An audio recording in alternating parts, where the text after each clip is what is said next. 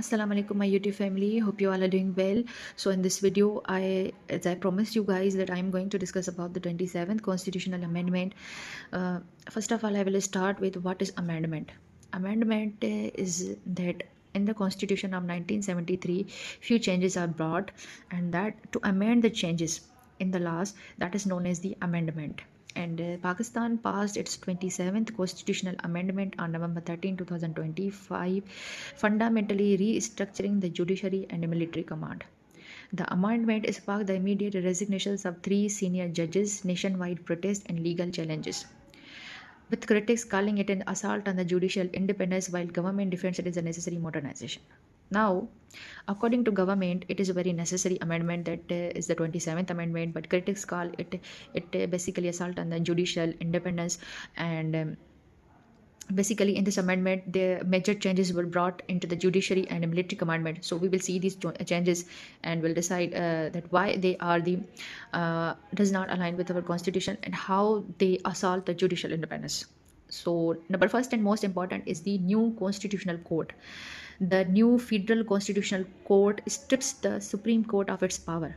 Now, as we all know that till now, uh, before this constitution, the most powerful court was the Supreme Court, but now the new federal constitutional court was made. So all the constitution matters will be taken care by the new constitutional court, and Supreme Court will not take the constitutional matters. The most significant change creates an entirely new federal constitutional court that is known as FCC, that take over the Supreme Court constitutional power. It is said by the International Commission of the Jurists. Supreme Court, often the Pakistan highest authority, becomes merely an appellate court for the non-constitutional matters. So all the constitutional matters, all the law-related matters were handled by the new Federal Constitutional Court instead of the Supreme Court, and is said by the Al Jazeera. And the Federal Constitutional Court now has the exclusive jurisdiction over the constitutional question, disputes between the government and fundamental right cases. So it is now the Federal Constitutional Court that will look after the constitutional questions, the question against the political leaders, the dispute between different government parties, and fundamental right cases. So the appointment process is serious concern. The president appoints the first FCC Chief Justice, Justice Aminuddin, which is the first Chief Justice of the Federal Constitutional Court, and Chief Justice and the Prime Minister advise, giving the executive direct control over who leads the court that will hold the executive accountable. Now, ironically, this is very wrong that we have met the court and we have executive themselves selected the justice of that court to look for the executive accountable. Like how you can select the person that is going to check on you? Definitely it will not become a fair process. So the future appointments go through the special parliament committee with no clear criteria, and only the 5 to 13 judicial commission members are now judges and down from the judicial majority, and critics call this executive capture of the judiciary. So basically executive try to control the judiciary, as we have already studied that judiciary is independent. We cannot try to control the judiciary, and if a judiciary is independent, it can work fairly. If it is combined with executive, the meaning of judiciary will end. The meaning of judiciary that it need to be the independent to work fairly. Judges can now be transferred without their consent. If judges refuses, they face the disciplinary proceedings and suspended from the judicial functions.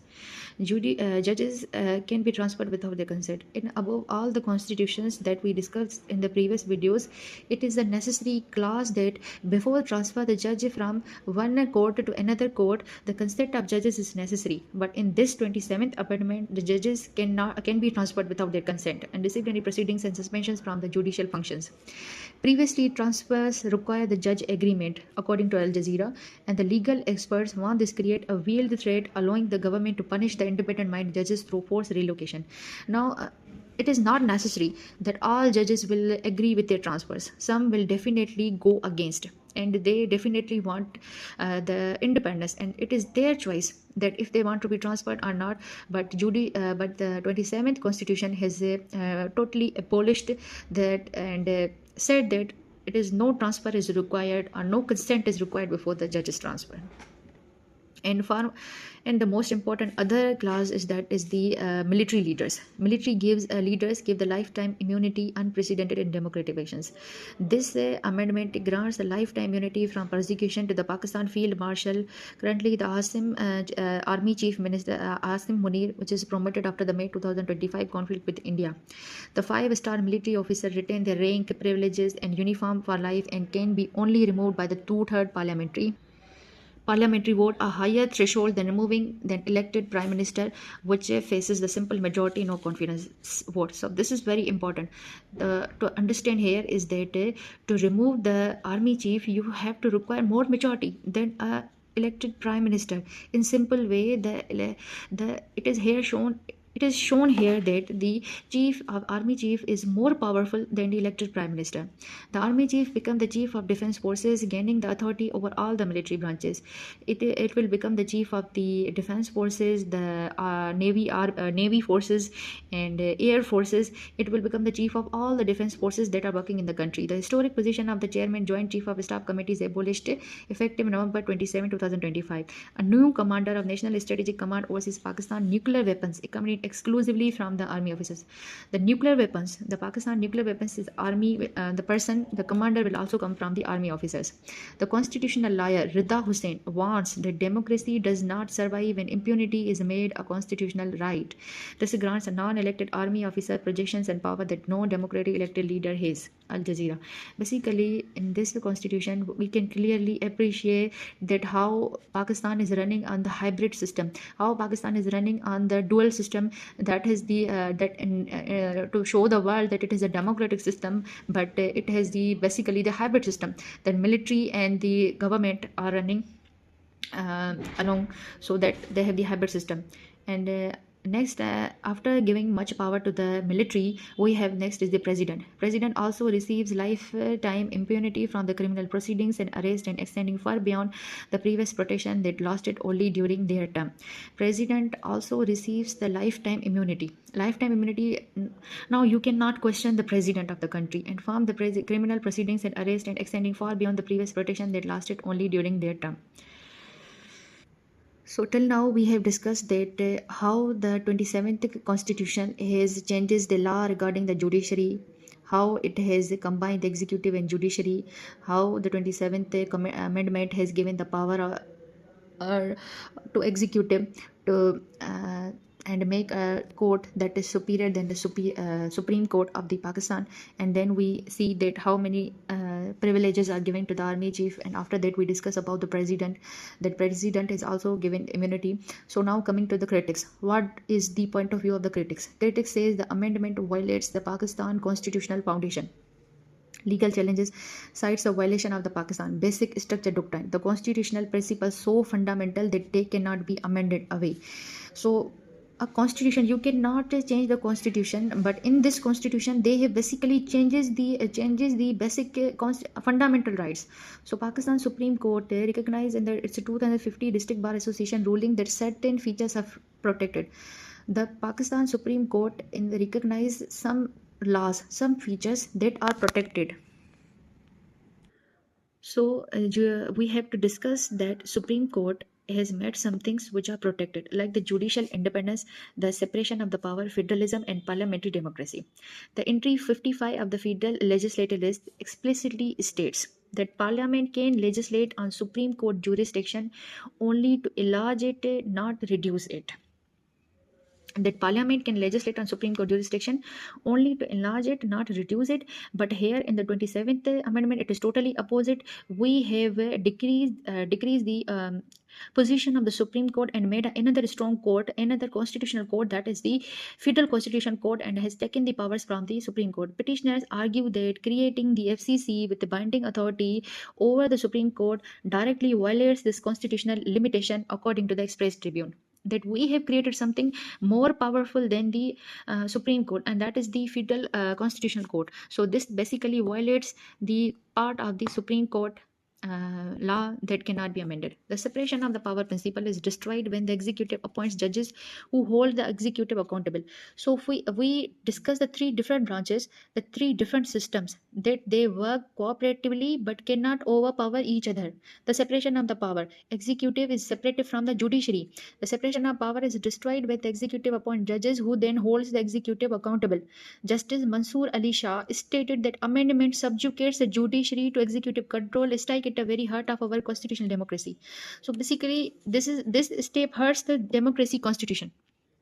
Now, executive will make the select the judges which will take the action on the executive, which will make the executive accountable. So this is basically hurt the constitution. And Article 184.3, the Supreme Court original jurisdiction over the fundamental rights cases is considered by legal experts as an essential, inviolable, and non-amendable feature of the Constitution. So the Express Tribune transferring this power to an executive appointed court undermines the 50 years of the Constitution structure.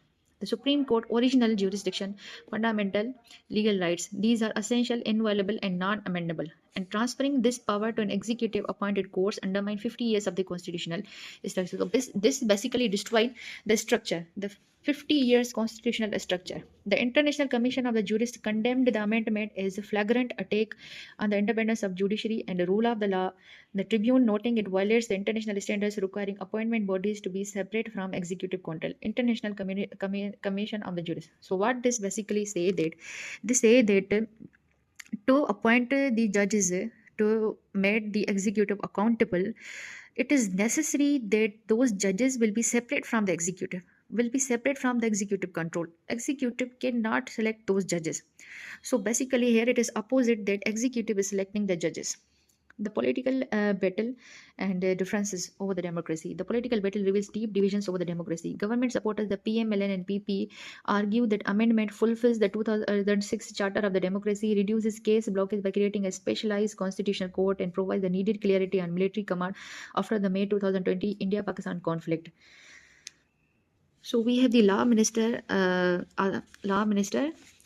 Tarar, that says that this amendment will focus to the exercise and timely adjudication. The government emphasized this represents the constitutional evolution and modernization. Now the opposite critics led by the Pakistan Tehreek-e-Insaf call it is a ploy to enslave us and turn the judicial system into the instrument of oppression. They argued that 2024 elections were manipulated and making the parliament illegitimate to enact the fundamental constitutional changes. PTI hold the largest opposition blocks with 75 votes but disqualified from participating as a party, with members running as independent. Opposition leaders Mahmood Khan Achakzai announced the nationwide protest under the slogan "Long live democracy, down with the dictatorship." Basically, this part of this discussion tells that how the PTI and the opposition to the PP and PMLN is reacting to this amendment. And we also know that another important opposition leader, the Mahmood Khan Achakzai, announced the nationwide protest under the slogan "Long live democracy and down with dictatorship." So this video is quite long, so we will discuss the next part in the next part video. So we will discuss in the next part of the video the rest of the issues. Thank you for watching.